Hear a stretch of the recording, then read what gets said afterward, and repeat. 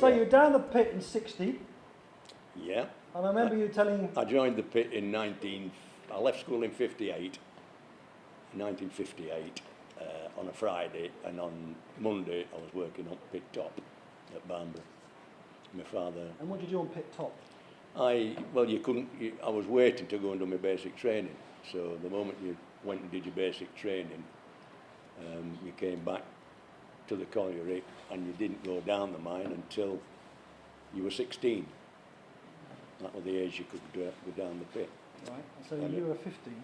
So 15 I worked on pit top. And I worked in an electric shop where all electricians worked then. And I thought then it were a good job.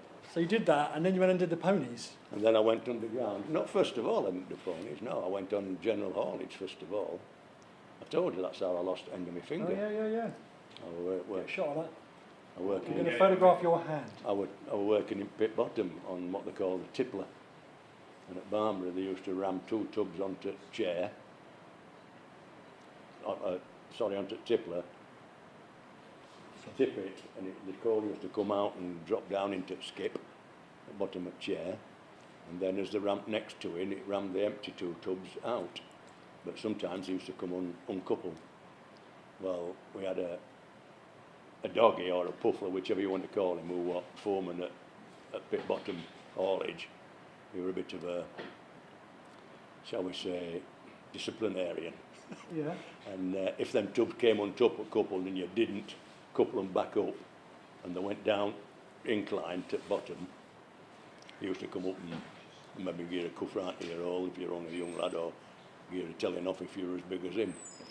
And yeah, and so you used to make sure you coupled them. Well, I just got under tubs to couple, trying to do it the safe way, and the guy on the tippler rammed another set of tubs through and they bashed into them, and the hook caught the end of my finger and ripped it off.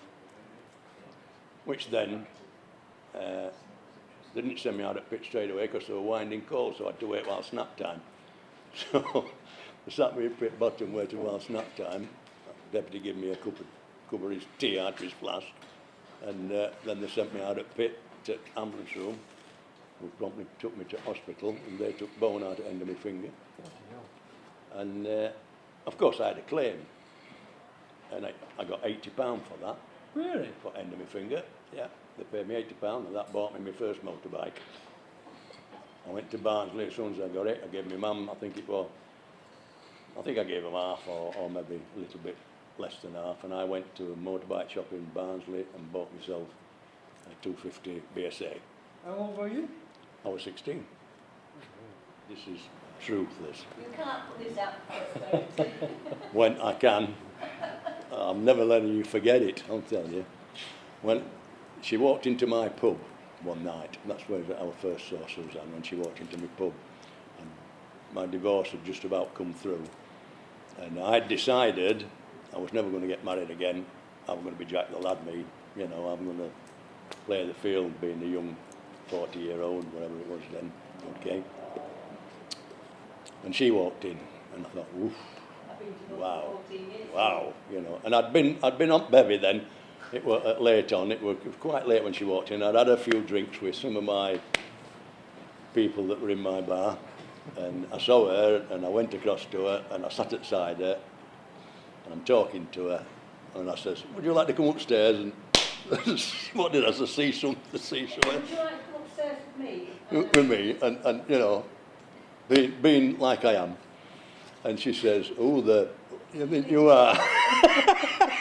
So I slapped her on the knee, I went, "That'll do for me, lass."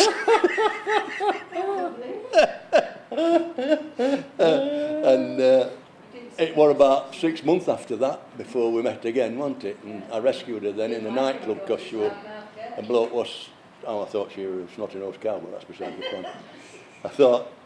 I went into this nightclub late on after we'd shut, and there's a guy there bothering her.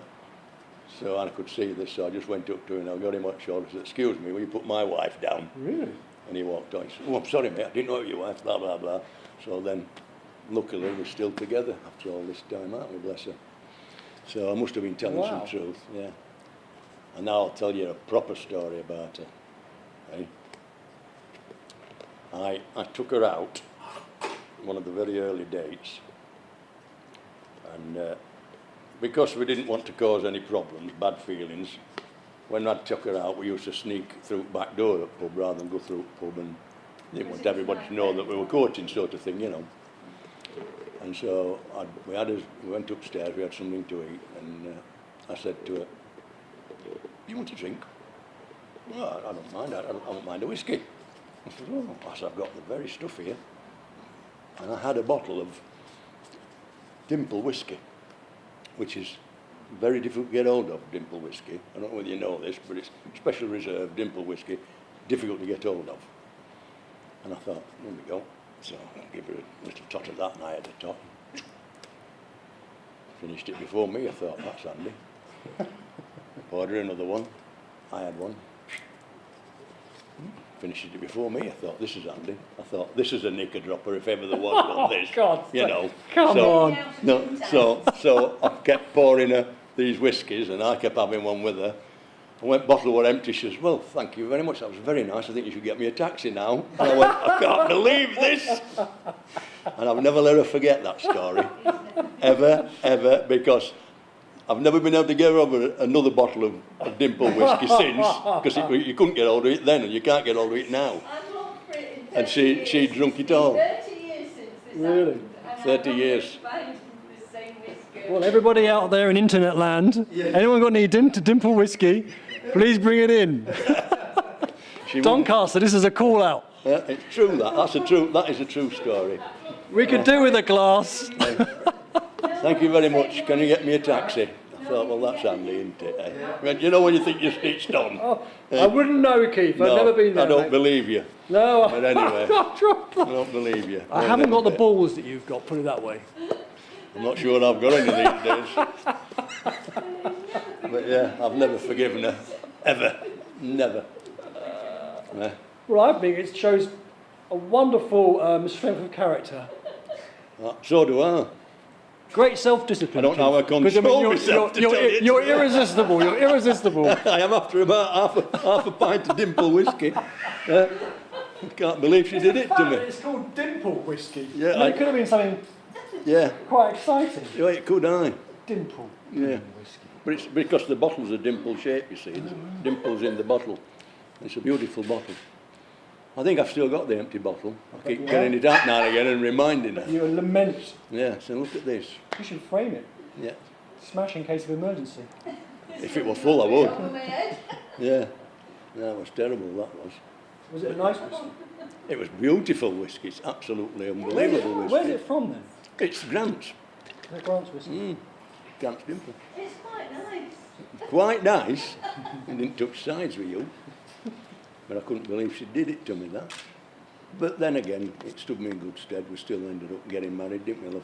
Yeah. And your self-discipline is Yeah, she knew a good thing when she saw one. an empty bottle of Dimple whiskey once you... Fantastic. Yeah, bless her. Not to worry. We were okay, weren't we? Yeah. I keep saying it's third time lucky for me. Keep reminding you. What do you want to talk about next, politics? Well, oh no, God no. Stop that. Stop the tape. Okay. I want to hear about that. There's one lovely story and I really need it recorded. I loved your horse racing story. Oh, the horse, the pony. You mean under the pony derby? Yeah, the pony derby Oh, yeah. with the hosier and the paintbrush. Oh, yeah. Come on, Keith. Well, as I told you before, when I was 16 and I'd worked my way on the haulage and I got injured, so when I went back to pit, they put me on to pony driving. And I had a pony that was basically an horse. It was most of the ponies were small things. This thing was head and shoulders, or so many hands bigger than a normal pony. And when they take a pony down pit, they geld them. Okay, but when the gelded twig, they only managed to get one of his goalies. They didn't get them both, so he'd still got one. Yeah. So he was quite a frisky horse and pony, and quite a strong pony. And this same pony, by the way, used to like a pinch of snuff. Now, when I first went into the stable, Arthur Green, who was hostler, says, "That's your pony, they'll." And I thought, well, that's a big one.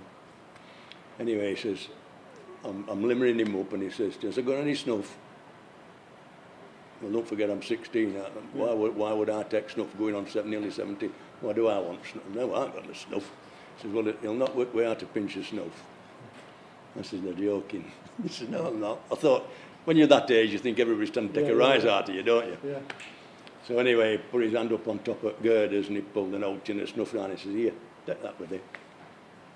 And he showed me what to do. He says, "Put a pinch up back of your hand and stick it under his nostrils, and Os will take it." And sure enough, I gave him a pinch of snuff, and he was frisky as out after I'd given him that pinch of snuff. And it's a long story, this, by the way. You've got plenty of time, Keith, got plenty of time. The thing was, when you have a pony, you might be travelling 1.5 miles in a tailgate or a barrier gate in the return air, which is quite hot. And they're only supposed to pull 2 tubs of material at the back of them, no more than 2 tubs. And I thought I'll be smart here, because I got quite a bit of material to take to cold face, props and rings and stuff like that to go to cold face. I thought, I'm going to be smart here. I'll load all this lot into 3 tubs. There's 3 tubs full here. He'll pull 3. Easy as a big horse. So anyway, when a pony starts to pull, it starts to pull away, and the slack on the chains takes up, and the tubs go clink, clink, clink. Okay, because there's 3 tubs. Well, little known to me, this horse could count, because it went clink, clink, and went third went clink, it stuck both feet in at front and stopped dead. He wouldn't go. He would not go at all, and I'm slapping his arse for him, and he still wouldn't go. He says, "I'm not going," he won't go. And so I thought, well, that's it must be right, Arthur, then anyway, it's daft, this. Anyway, so I unloaded back tub, and I thought, I might be able to count, lad, but I don't know how heavy out it is. So I loaded back tub into other 2 tubs, so he got 3 tubs in 2, right? And he got some weight there, I'm telling you, he got some weight. And he went clink, clink, and it carried on. There were no third clink, so he carried on pulling. And I'll tell you what, he's britching, and by the time he got up to the face, which was about 1 mile and a bit away, he was out of breath. But he pulled them, he got them there, and we unloaded them, and I brought him back. And of course I gave him another pinch of snuff to bring him back, get his breath back for him. And I used to take stuff like tatey peelings or carrots and stuff down pit, and I'd give him some of them at snack, because we always had a snap up at the face. Give him some of them, and brought him back. Didn't have to go back up to cold face again then, so we used to go back to Paddy Road. Now, for them who don't know what a paddy is a locomotive or a means of transport that transports men in by from pit bottom to working areas. Then they all come out at a station, and what it travels down is called a paddy road. And so when at the end of shift, all the men come off the units that they've been working on, and they all climb onto the paddy, which then hauls them away back to the pit bottom. Well, when you're a pony driver, you can't go up that paddy road until paddy has gone, because you couldn't get the pony out of the way of the locomotive if it were coming. So we had to always wait until paddy had gone, and we used to give him 15, 20 minutes start on us. And as pony drivers, we didn't get a lot of money at that age, but we used to have, on a Friday, we had what we call pony derby. And we all put a bob, 5 pence as it is now, a shilling, into kitty. And when there's about 12, if there's 12 ponies there, that was 12 bob. Depends how many units you've got. And what it was a race, first and back to pit bottom, took the pot. Well, my pony, being a big pony, were quite fast, and all, and so you all got on your ponies together, and you set off up this paddy road. How wide is a paddy road then? 12 foot. 14 foot, 12 to 14 foot. So it's about as wide as that. Yeah, And how many horses are racing? you could have 5, you could have 6, you could have 10, depends on how many districts were working the area you've come from, you know. Well, you don't forget you're 16, 17, you're indestructible, aren't you? You don't see any danger whatsoever. All you get told is keep your head lower than horse's head and you'll not get hurt. So you grab him round the neck and get over his mane and you put your head lower than his, because them ponies will not run, won't bang into anything. And don't forget they've been down pit all their lives, most of them, so they can't see in dark, but they can. If you've got a cap lamp, they've got a bit of a to see anyway. And of course, invariably I used to win. So Did you have tactics?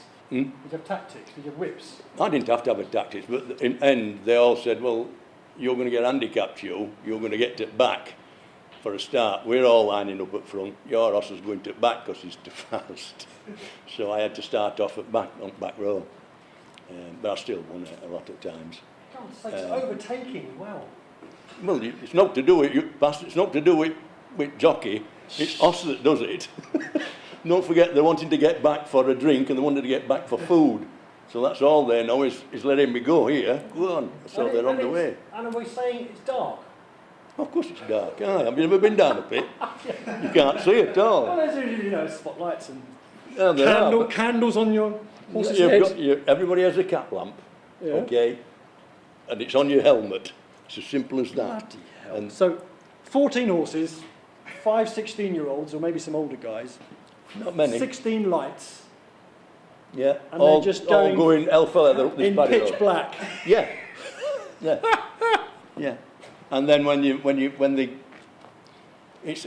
the way, it's against the law to ride ponies underground. Let me tell you that it's a finable offence.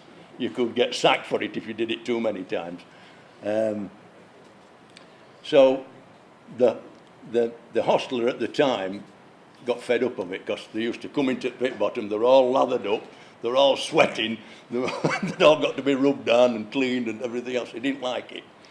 So he says, I'm going to catch you buggers. I'm telling you now, I'm going to catch you. And we all thought, they're not, that's a slow Arthur, they'll never catch us. Anyway, well, this day we're having us ride. It's Friday, I'm at back, and it's a case of Paddy's gone. Ready, steady, go. And we let the ponies go, let these ponies go, and everybody's hanging on for grim death. And when we're all going to front, and I've got to front eventually. And How long is the race? Could be 2 miles. 2 miles? Yeah. Could be 2 miles. And is the ground... It's full of sleepers and rocks and rails. Well, that's what a pit is. I know what pit is. I mean, that's why I'm trying to... So you're going along, and Arthur decided we're going to catch us anyway. And inside of a paddy road, there is what they call manholes, which are a yard deep, 6 foot high, and a yard wide, so that if you're walking in paddy road and a paddy's coming, you can get out of the way, you can get into this manhole, and paddy can pass quite safely. So that's what Arthur were doing, and he got himself a bucket of whitewash and a big whitewash brush, because everything is whitewashed in stables, and he stood there, and as we're all charging past, he's dipping brush in and going slop, slop, slop on every pony that passed him that on his side of the track. Them on this side didn't get any paint on them, but them at this side got slapped with paint. And we've all got to pit bottom, we've all got the ponies into the stalls, we're all getting them watered and fed and rubbed down. And he come into the stables and he says, right now then, who's been riding? None of us, Arthur. What are you on about? We don't ride ponies. He says, you're all bloody liars, I know you are. And he went outside at pony, and because ponies they're only narrow stalls, and we're all on this side cleaning them. He says, and he went outside at ponies, and he looked at some, he says, whitewash, whitewash, whitewash. You whitewash on your trousers, look, you've all been riding. As I know, he says, because I was stood in that manhole there for a mile back and I've slapped you all with paint. So he sent it, he got us fined. I think the fined us £0.50. Really? We all got fined £0.50. Well, I didn't mind because I'd just won 12 bob. So £0.50, I didn't mind. It were worth winning, you know what I mean, in them days. And that's what happened. But, Brilliant. but it did stop us riding, I've got to tell you that. It did stop us riding because, shame. well, others weren't having it. Well, let's be right. My horse went on the side of that. So either you don't ride or we're not having it.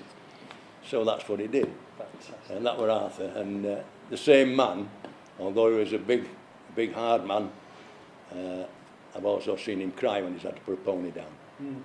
Because if a pony gets injured in a mine, like it breaks its leg or it really gets hurt, and it's not dead, then they have to kill it. And you can't kill it with a gun. It's a humane killer. He loads it up on its head, hits it with an hammer and it bang, and it goes into the brain and scrambles its brain. Then they have to break its legs to put it into a tub to take it out. Oh, crikey. Yeah, well, it's not a nice thing. I've only ever seen it once with Arthur, and we had a little pony called Midge, and that was a tiny little pony. Beautiful little pony. And the guy that used to have it, he wasn't working that day, and it was lent to a market man who couldn't go out, get a job on face that day, so they put him on haulage. What's a market man? A market man is a collier. In those days it were all shoveled, let's not forget. I'm not talking about a collier machines. is not a miner? Yes, he is. Oh, okay. A collier is a man that works on the coal face with a shovel, shoveling coal onto a conveyor to get it off the coal face and cut in what they call the cut and blown days. Yep. Okay, that's a collier. I'm not trying to tell you your job. I'm glad. That's a collier. Okay, another collier is a boat that takes coal from Newcastle to London. Yeah. That's a collier as well. Okay, Yeah. but that's a collier who uses a shovel. Now, every collier had a district to work on, but sometimes you had more colliers than you had district jobs. So they were what they call market men. District? The coal district is a unit where they've got a coal face, and that's where these colliers work on a coal face. Okay. So say you've got 20 colliers on this coal face, and one's off. He's not working, he's poorly. It's a Monday, half of them aren't working on a Monday, collier's Monday. But the market men fill in for that job for him. Okay, so that's what a market man is. Well, if the market man can't get a job on coal face, they use him anywhere else in pit, either sat on a button operating a conveyor belt or putting him on haulage or anything like that. Well, this day this guy had been put on haulage and put him on pony driving. Hadn't driven a pony for probably 20 or 30 years since he was last on haulage. Okay, he got this little pony and he was coming out from the coal face back to the end of the gate with empty tubs on, but he'd got 3 empty tubs on it, as daft as it sounds, and Midge were pulling these 3 empty tubs, not 2, 3. And when he got to a swilly, now a swilly is an incline, is a dip in road. A swilly? A swilly, that's what they call it, it's a swilly. So when you get to a swilly, don't forget a horse has got no brakes, so what you have to do is put a locker in the wheels. Now a locker is a long piece of wood or a piece of steel that you slam in between spokes and it goes round and bangs up and it stops that wheel turning. Does it break the spokes? Well, they have 5 steel ribs for spokes, okay? So that stops them wheels turning. I thought this was before steel. I thought it wouldn't. No, I'm not that bloody old. You know. And so this guy is supposed to locker these tubs up before this horse goes down the swilly. Because at bottom of swilly... How big's a swilly then? How long's a swilly? Well, it can be... Say the route, you're coming down and go a face like that, and you go down like that. It's probably only about 5-6 yards, okay? But it can get away. And at bottom there's a flat, say. It can get... The horse can't bridge back enough to hold them back, okay? Yeah. So the guy stood there with a locker, misses the first locker, misses the second locker, gets the third locker, but the horse can't hold these tubs because he's set off, he's going down this trolley because he's still pulling. He don't recognise it's going to be, he just pulls. Jeez. So the damn thing's pulling, and the thing's getting faster and faster at the back of him, and he's trying to bridge, trying to hold it back and can't hold it. Now there's some wooden doors at bottom, so he hits these wooden doors with these tubs at the back of him, and a pit pony, when it's pulling, has, when you know an ordinary cart, it has wooden shafts, doesn't it? Yeah. Well, down in coal mine, they have steel shafts, the metal, and they come round and weigh a long bar off them that just fastens to the first tub. Well, this guy hit, and they stick out in front of the horse. Well, these hit the door first. One bent round and drove into horse's ribs, into his lungs, put him down. Couldn't get up. Of course, he's dying because it's stuck in him. They had to get some help. They couldn't get the help. They had to go back up to coal face because that's where the nearest phone was. Because other phone were through air doors. They couldn't get to it because they couldn't shift the horse to get through the air doors. So they had to go back up to the coal face, get on phone to pit bottom. Pit bottom had to get out of Ostler. He had to come up the main gate, down the coal face, down the tailgate to where the accident had been. Saw a horse, knew he couldn't have knocked about it, had to put the horse down. Bump. Killed it with an inhumane killer. They then unlimbered everything because the horse was kicking all the time, don't forget, it don't know what's the matter. So they unlimbered this pony, pull everything back off him, unlimber him. Limmer? Yeah. Unbridle him? Yeah, take all them off him. Limmer. And they break his legs and put him into the first tram, because he's dead then anyway. They brought another pony up from pit bottom, who knows there's something wrong, and because they can smell death, by the way, these ponies don't like it. And so they brought another pony up from pit bottom, other side of air doors. They get him onto Trub, and they take this pony out by, take him to pit bottom, ride him, take him out of pit and give him to Knackerman. He comes and picks him up he went to a maggot farm actually, because next to where Barbara Pit were a maggot farm for breeding maggots, so they just took him down there, and he helped a few fishermen catch a few fish after that, which is a sad story, and it's a sad end for a pony that's probably spent 12 years underground all his life and done no wrong, but this guy just didn't know what he was doing. And it's a shame, because he was a lovely little pony. And then we used to have, the ponies used to come out of the pit, and we used to, if you've got a good looking pony, you know what I mean, we used to... No? I don't know what you mean, Keith. Well, be honest. You used to say to them, what's the long face all about, because you've got, if you got one that could smile, things like that. But a good looking pony, a small pony, like the one... Move along. The one I told you about, Midge, that got killed. Yeah. He was a show pony. That was a little show pony. Because he used to win. He was brilliant. Because they had inter-pit shows as well. And they'd brush them down, they'd put plumage onto them and really look something like. So they were well thought of. And there are numbers of stories of ponies saving men's lives. Really? Yeah. Because you can be taking you see, what you've got to remember is when you're working in say a mile-long tunnel, the coal face is up there, when they're going forward with the coal face, there is what they call a pressure arch comes back. They're taking coal out, and you're moving forward. So back here, although you put a pack on in the corners with loose rock, all the way down that face then, you've got a roof with no support, and that has to fall. Well, and then you get what they call a pressure arch, which stretches from the coal face back down, say for about 20 or 30 yards, and that pressure, when you've got steel rings, it crushes them.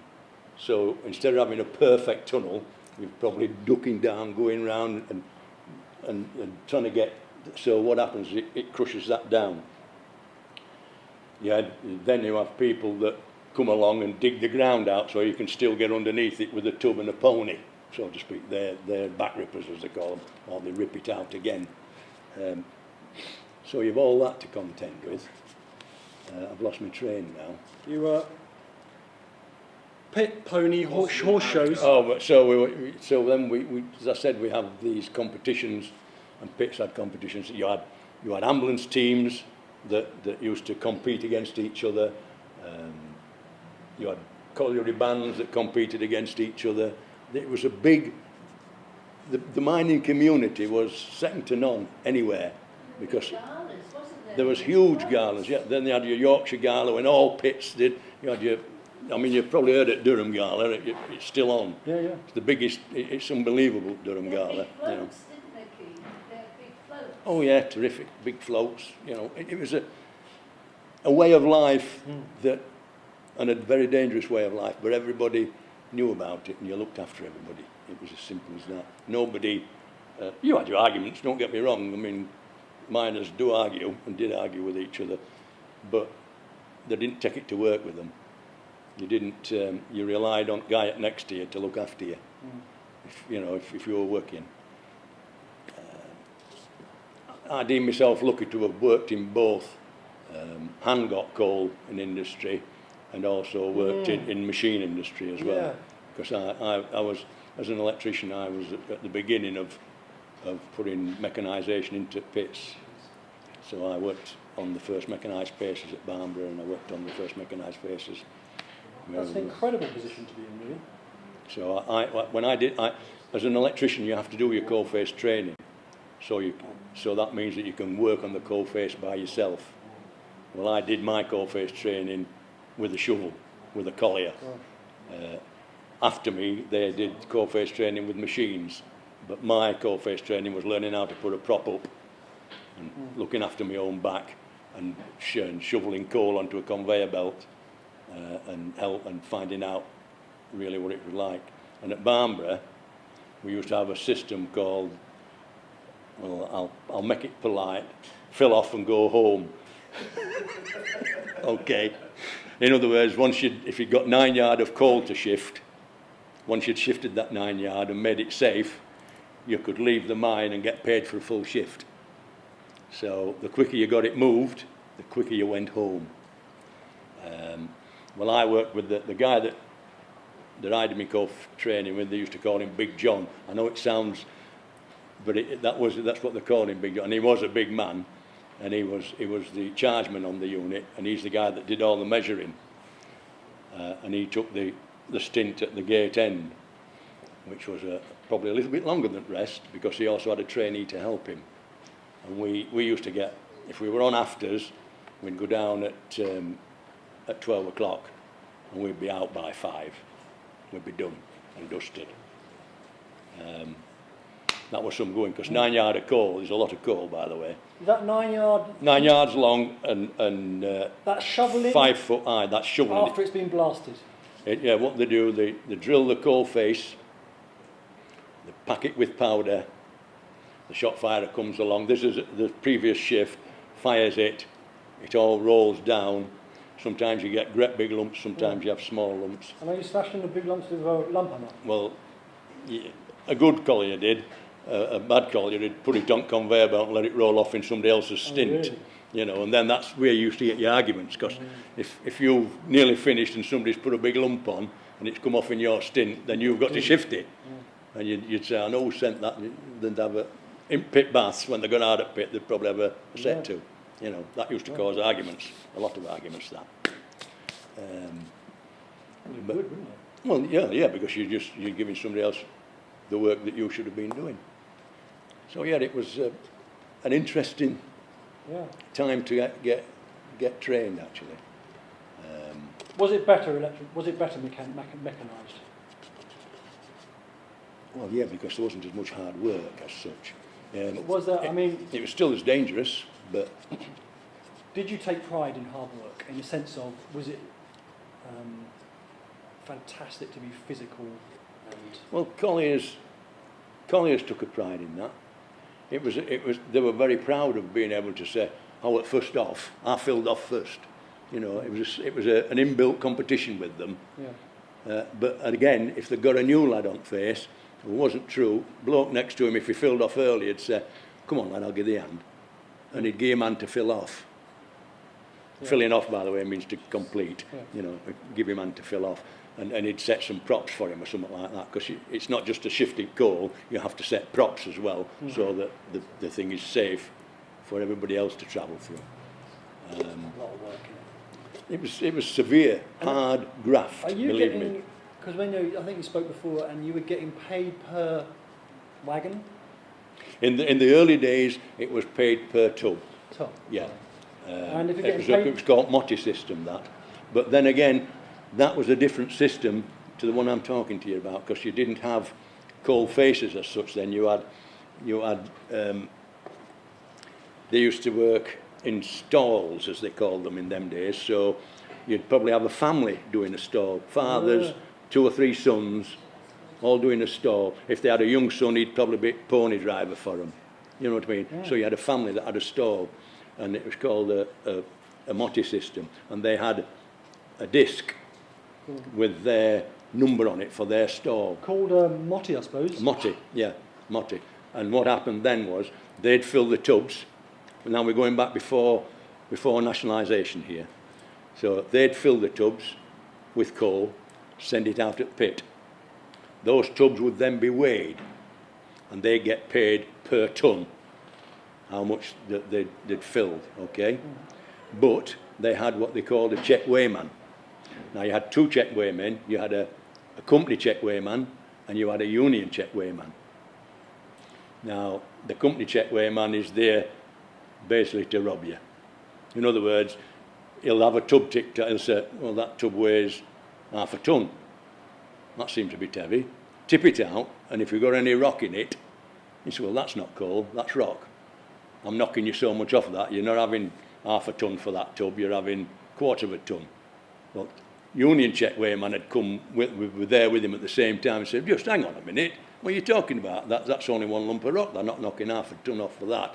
And they negotiate and say, well, okay, you can have this or you can do that. So you had a company check weighman, and you had and that system was a pillar, what they call pillar and stall system. Right. And it was usually when they first opened the seam up in the old days, it spread out. It was like a sunburst, if you like. There's your shaft. You went out like that, then you have your pillar and stalls going off like that. And then eventually, once that system had worked out, when that system had worked out, you ended up driving a tunnel to go to a different part of the coal mine and start a pillar and stall system again.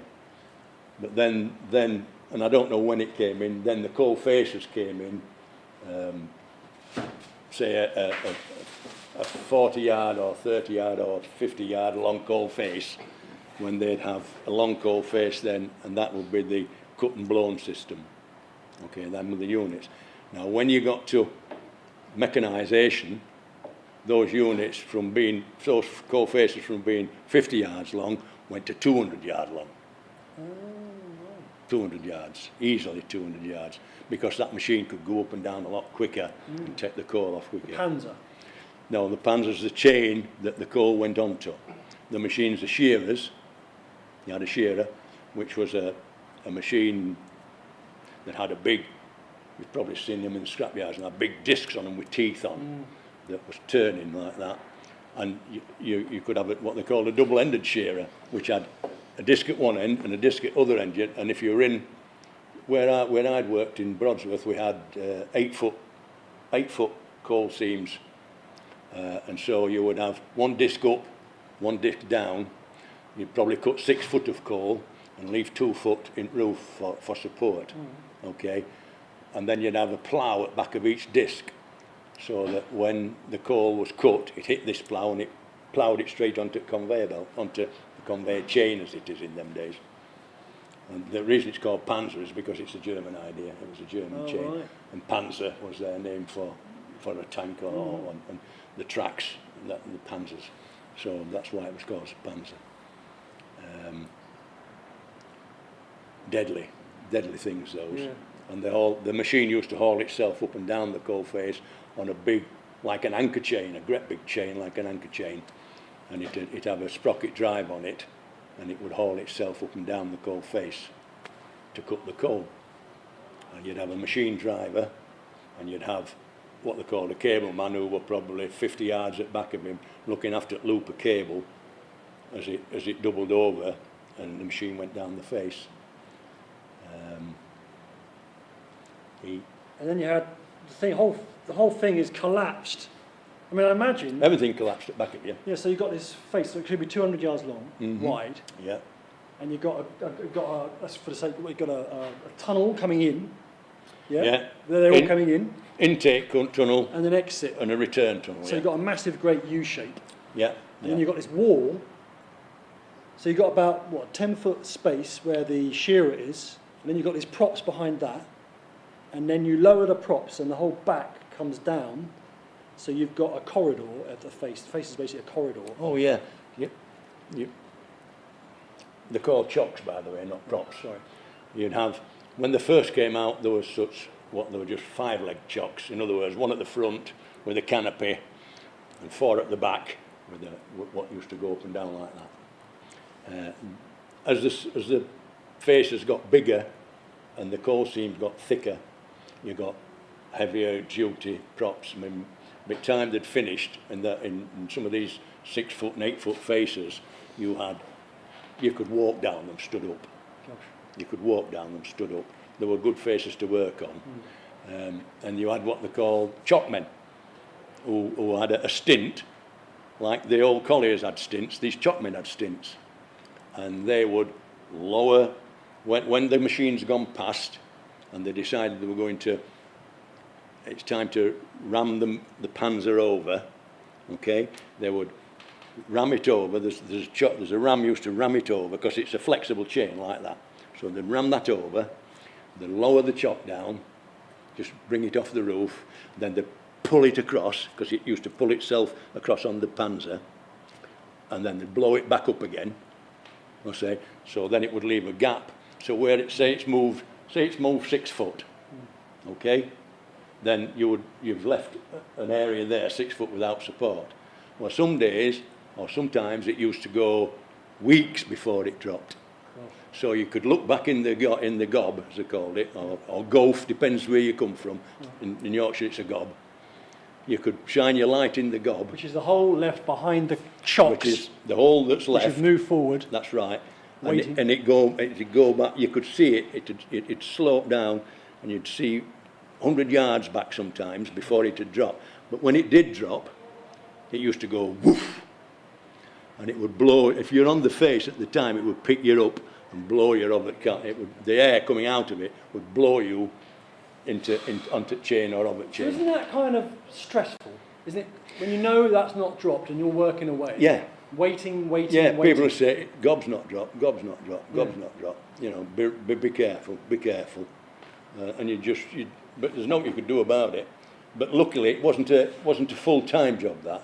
Most of the time, it dropped after about 10 yards, it had dropped. Oh, right. You know what I mean? Yeah. But in those days, sometimes, as I said, it didn't drop, and it went days and days and days. And when it did drop, it blew air out. And you could always tell. And if you're in return gate, it had blown air out, and woof, it'd knock you off your feet sometimes, you know. And the material that's dropping is obviously not coal, because all the coals come out of the sea. It's rock. It's rock. Rock. And what happens 100 feet up when that's dropped? Well, you've got your natural strata that doesn't. It'll drop and drop, but you have, because we're Brosworth was 1,200 feet, if not more, underground. Okay, so it's like anything else. All geological conditions have got different stratas, haven't they? We're cutting through a strata that was coal, and probably it was mud then, that's gone hard and made a slate, a slurry type thing. Laminate type. Yeah, so it's like that. So you would eventually get to a place higher up, probably 300 feet higher or even higher than that would support, and you wouldn't be able to, you know, because there are places, if you think about it, where they mine iron ore, they don't use props, anything, because they just take it out and the strata holds up on its own. So if you've got that above you, then it would drop until then, and then after that it wouldn't drop anymore. Or you could have a system where you haven't got any of that, and all of a sudden at the surface you've got a house built on somewhere and it's gone and it's cracked and it started to sink. Hence you get all that problem with subsidence. you know, it's a Well, strange. the geologists, I mean, the mines must be employing incredible geologists who are working out all this. No, it never bothered them. Never Never bothered them. You've got to remember, most of mines were sunk in 1900 to 1913. They couldn't care less whose house they'd done. There weren't that many houses, they weren't bothered about that. It were money. It were private enterprise. They didn't worry about anything like that. They weren't worried about your house falling in. Their house was built. The guy that owned the mine's got a big mansion house on top of a big mountain somewhere. He couldn't care less about your little place, would he? They never thought about that. No. It's only, say, in the 50s and 60s where it started to come in that they've got a responsibility. When the National Coal Board came in, then the government had a responsibility then for any damage that they caused. Before that, the working man would have to take the landowner to court, and working man could never afford to do that anyway, could he? No. So that's why that happened. Was the National Coal Board a good thing? Yeah, excellent thing. All nationalisation's excellent. Because Joan, she thought that the private mine was cared for their families. They were family men, so therefore the owners cared for the families and cared for the. I think you've got that wrong. Are you sure she said that? Well, it's recorded. We'll find out. No, they didn't. They didn't. My coal owners. No, you just. We weren't here together. I wish we'd have been here. Yeah.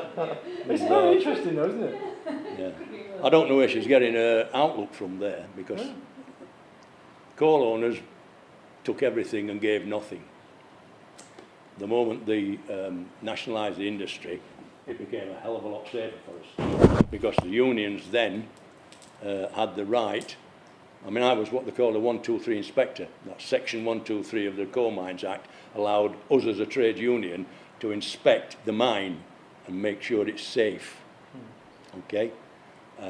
Before then, they didn't have that right. They didn't want a union, in fact, before then hardly. They had to fight to get unions. Okay? So the section 123 inspector had the same rights as an ordinary inspector, as a Queen's inspector.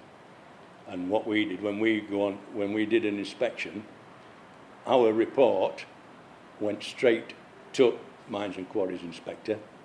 So if there was something there that was totally out of order, and the union had been asking them about it and putting it right, and they hadn't done it, then we went and inspected it, put it in our report, and then Mines and Quarries inspector we could request him to come to the pit, and you can lay odds before he came, that job was done. You know what I mean? So you still had the us and them situation, even under nationalisation. But at least if you've got a manager that had come up through ranks, as you can call it, a guy that had started off as a pony driver and took his tickets and become a manager, you had a much better chance of the pit being a safer pit. A much better chance. Because they are charged with the responsibility of keeping the pits safe. But, yeah. I'm getting there slowly. You reckon everything? No, it looks a bit like it.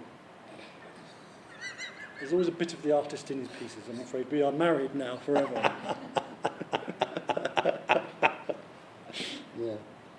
It don't look like a turnip, that's right. No, not yet. Not I haven't finished yet. No, does not look like a turnip. That's looking okay. Oh, thank you. Not, it's recognisable, isn't it? I mean, you can tell it's someone, you know. So it's a miner. Yeah. With a bit of a hint of merchant navy in it. Yeah. Maybe a little electrician somewhere if I get the hair frazzled right. That's why my hair's like this. Oh, you had a shot there, Keith. First what? Oh, his first shot. Laurence. Yeah, you did shock me. Some water. Thank you, that was very fine, that. I can talk another half hour now. It'd be better with a gin and tonic, but never mind. You can't have it all, can you? You can't have it all. Not on camera. Just been trying to get some dimple. Ah, yeah, well, I'm afraid you'd bring the worst side of my wife out then if you did. Or a better side, Keith, or a better side. Not the way I look at it. Not the way I look at it, brother. You wouldn't bring the worst out in me. I'd go home. Yeah, no, you want a taxi and all. Yeah, I'd want to tell. But yeah, if you were to ask me whether I missed the pub game more than the mining game, Yeah. I think I'd be struggling to answer that question. Really? Hmm. Well, there's a commonality, I suppose. There's people. Well, I suppose it is in the Merchant Navy.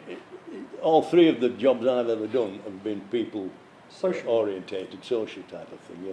Even though two of them were hard work. Well, mining was. My job in Merchant Navy, I wouldn't say it was hard work. Could you say that was the pub business hard work? Pub, well, yeah. Pub was hard work. Even harder for Suzanne than me. Even harder than And what was the hard thing about it? Was it hours? hours for one. The jobs that she used to do. I mean, when we first started, and I always said I didn't want anything to do with jobs for me. I didn't want anything to do with food. And I didn't want to clean up after other people. you want to clean, you want to do food. We became a hotel as well Oh my as a pub. And I finished up cooking. And I finished up cleaning the hotel rooms and changing the beds every day and cooking the meals every day and the breakfasts and the evening meals and then taking my white overall off at 9, putting my slap on and coming back down until 2 o'clock in the morning and then getting up at 5:30 and cooking the breakfasts and having all ready. But apart from that, she got a couple of days off a year. You know, So there's one occasion and I've always remembered it, and it's right silly to think. One Monday I didn't come down on Monday night, and somebody said to me, "Where is she?" She said, "She's having the night off. She's ironing." I said she got a night off it, she's ironing. Well, I'll only tell you the truth. I couldn't believe he'd said it. Somebody else told me. You never believe what he said last night when you went down. I said, "Oh, she's having a night off. She's ironing." But it was hard work. It was. It was hard work. It was hard work, yeah. And it's made me ill in the end. Right. So we wrapped it in, didn't we, kid? But we did have some fun. Oh, yeah. We did have some fun. Yeah. You've taken a lot of wax. I'm looking at my The stock. time, listen, can I say something to you? The times I've heard that, you won't believe. I got enough wax when you started. Well, I was joking, but... You've got plenty there. You can do another 2 heads there. Exactly, I've got 1, 2, 3, I've got 4 more to do. Oh, well. I did I might have to melt you seriously down. ask you. I said, No "Have you got problem. enough wax for his head?" I might have to melt you down. Oh, don't worry, It's not cheap stuff, you know. isn't it? No. Well, I wouldn't like to make it down to candle fat. Used to be beeswax, but... It was Yeah. the nose that did it, Keith. Yeah, now you can see it is. Yeah. Talking about, you see, you were chewing that stuff, Yeah, now, yeah. and I said to you, well, we used to chew candle wax, and you looked at me Yeah. in this as if you didn't believe me. Where were you using candle wax? Well- in the mine, No, As when a I kid? was a kid. when you were a kid.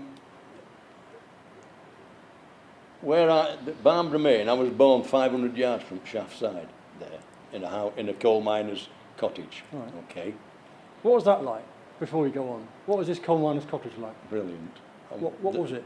It Brick? was yes, yeah, it was a terrace row of cottages. Yeah. Okay, split into sixes or sixes. Mm.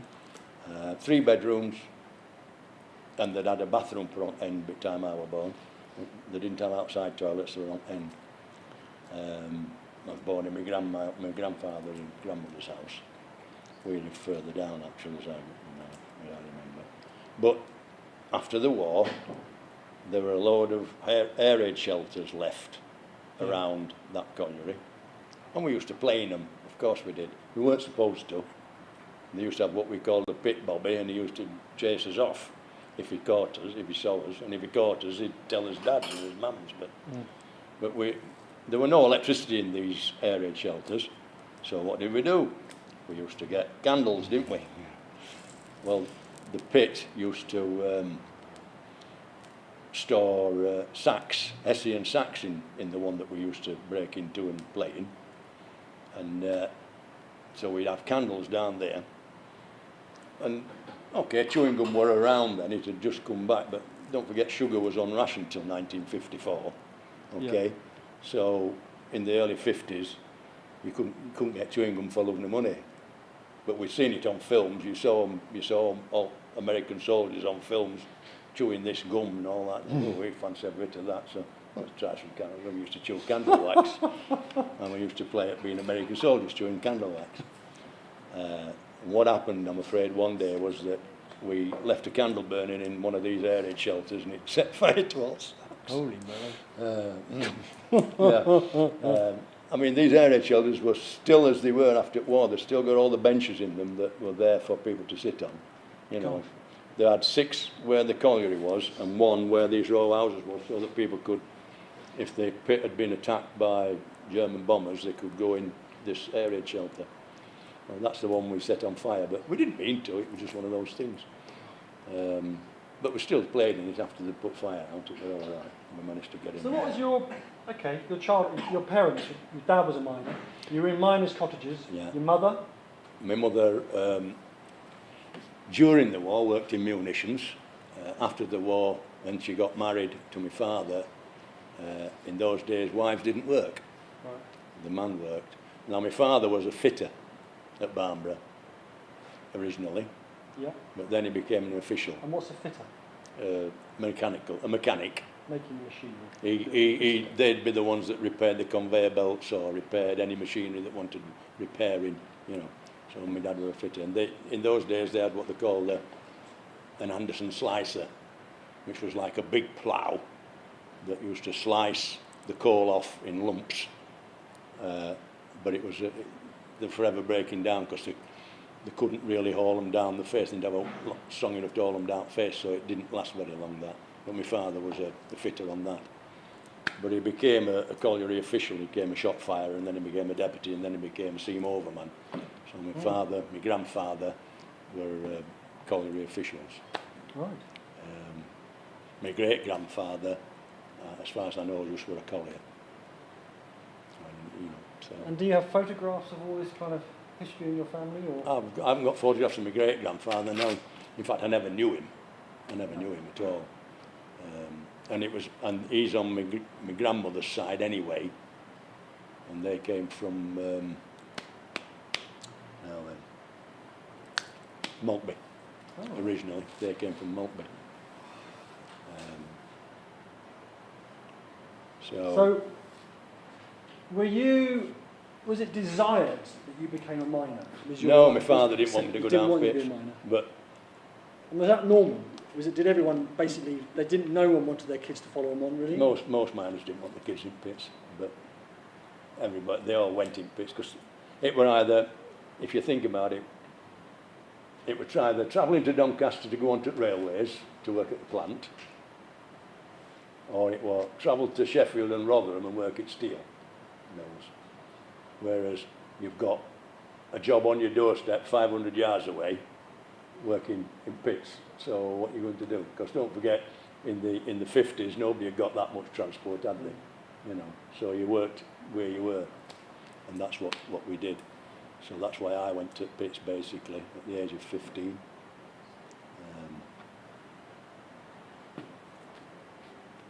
Did you like your dad?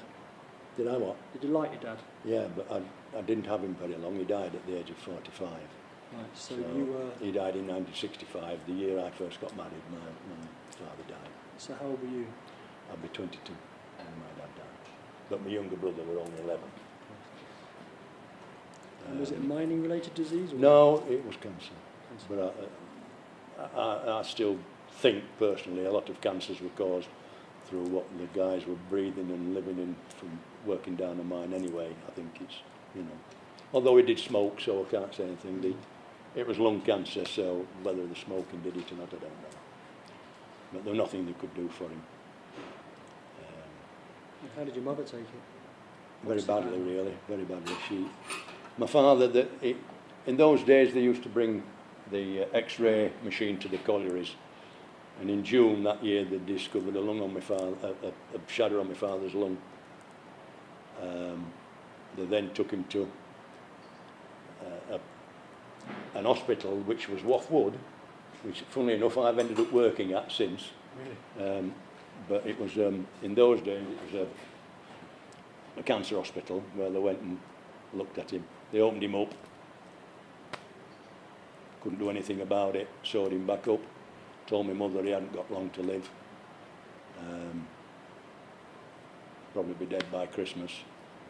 And so they said, just let him do it. He recovered. He was back on his feet in 2 weeks' time, and yet they'd opened him up from neck to stomach and opened his ribs and everything, but he was back on his feet. And they said, let him do whatever he wants, because he's not going to make next year. But they never told me father. So he used to go, never altered his style. Friday and Saturday night he used to go to Sprotbury Club, fishing club, etc., etc. He'd have a drink. And one night in November, he came home from there and he drove Morris Minor straight through back at garage. He got out of the car, came home, went to bed and never got out of bed again. He stayed in bed because he was getting worse and worse. It eventually went to his head, blinded him, and he died away. He died on the 23rd of December, 1965. But I got married first time in October of that year, and he was at my wedding. He went to the wedding because it didn't happen until November. So he was at my wedding, but you could see he was in a lot of pain breathing. And as I said, I lost him then. So I can tell you a funny story about my father, if you want. My father was a fisherman. He used to love fishing. All right. Okay. And when I was about 4, or maybe 5, we went down, and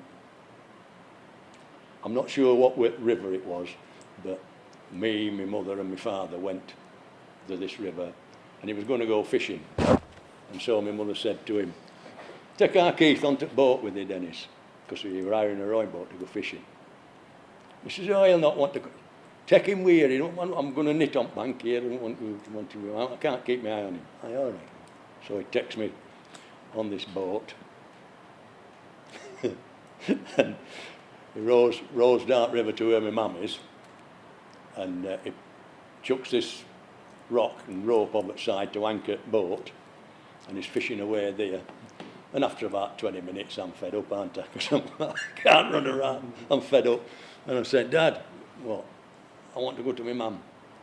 I can't go to my mum when I'm fed up. I want to go to my mum. Sit there and be quiet. And I'm mithering him. So, and he says, right, okay. I can remember him shouting at me. And he pulls this rock out of the river, rows boat, rams front of boat into the bank where my mother was. Bank's up here, that's, you know, and there's reeds and everything there. And he says, Mary, here. And he picks me up. And he's got me held in out like that. My mother's trying to get down the bank to get hold of me. So as soon as she gets hold of me, he overbalances, goes straight into the river, head first, and he's stuck in reeds head first, and his feet are out of water. Yeah. And he pushes himself up, eventually gets out, and he's got, I can remember it to this day, he's got reeds and shite and all sorts on his head. Sounds like one of my sculptures. Oh yeah, just like one of them. That's just like one, but exactly.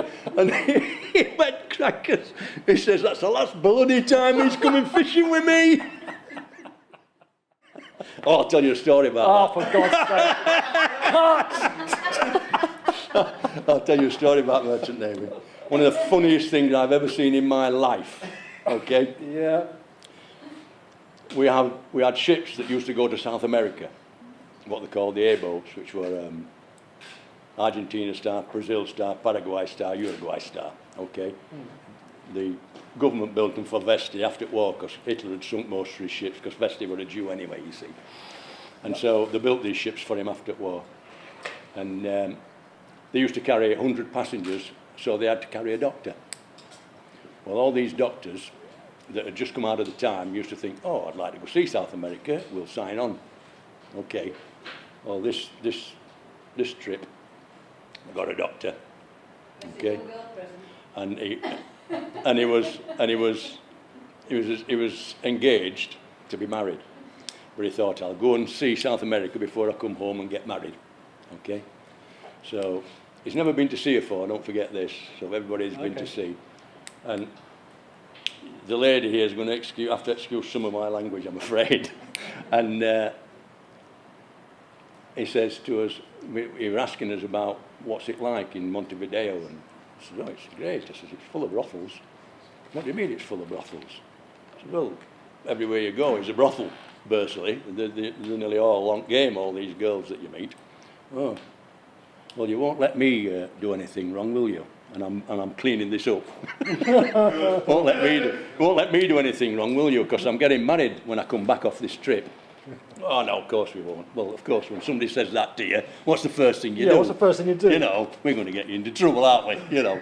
So anyway, we Montevideo comes up. We're going ashore. Can I come? Of course you can come, Doc. No problem at all. Now, don't forget what I've said. Don't let me get into trouble. I don't want a young lady or anything. That's okay. Of course, what do you drink when you're out there? Dimple whiskey. Yeah. Well, I would have done if I'd got any. It was rum and coke, isn't it? Oh, so we're getting rum and coke down his neck like it's going out of business. And you can see he's getting worse for wear. And of course, all the girls are there. Hi, Johnny, you okay? Yeah, fine, me, it's all right. Well, who's this? Oh, it's first tripper, Cherry Boy. Cherry Boy. We like Cherry Boys. Oh, yeah, right. No, he doesn't want anything to do with you. And then, of course, he's, hello, love, what's your name? You know.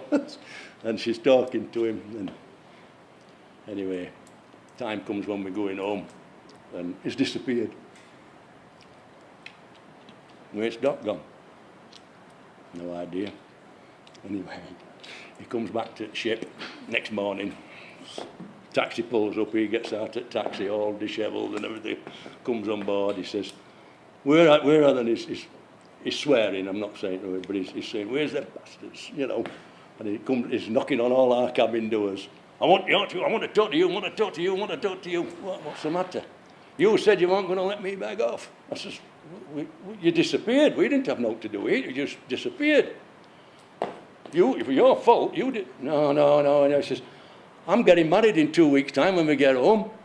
I says, oh, what are you going to do about that then? So I says, I want all you lot down at surgery now. So we get the all goes down to surgery with him, and he gets this hypodermic out, streptomycin, bend over, whack, straight into, boom, straight into his arse. Apparently, instead of, because not everybody can take penicillin, can they? Oh, right. You know, and if you've all been with one of these girls, you might have caught something, and it takes 2 weeks before it shows, doesn't it? You know what I mean? I'm catching up. It takes 2 weeks before it shows on your way home, so you're back in London before you've realised that you've got a little dose, if you like. Okay?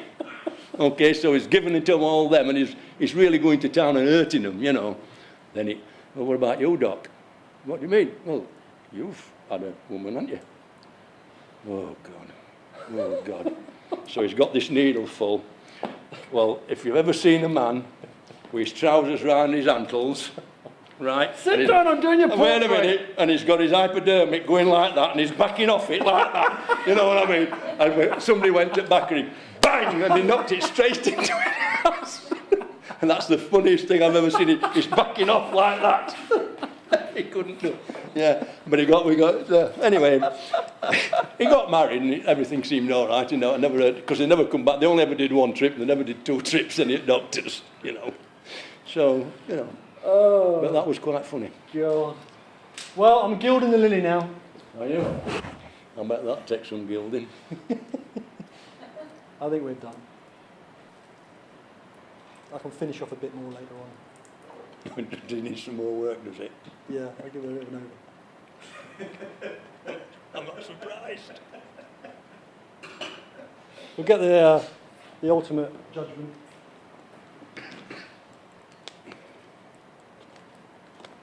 Yes. Has he caught me boyish looks? Yes, I like that. Yes, I do like that. Do I get a chance to have a look at it or not? Yes. Oh, You have Cortis essence. yeah. There's a width to the face, got that. A bit like a death mask. Well, this wax is not good, because it's very waxy. obviously. And he looks very pallid. Yeah. You're not looking very Like all them that they, when they bung them all, they put them all on shelf, isn't it? It's one of them. It looks like a death mask to me. Do you know under its chin, it's got a dimple in it? It's got a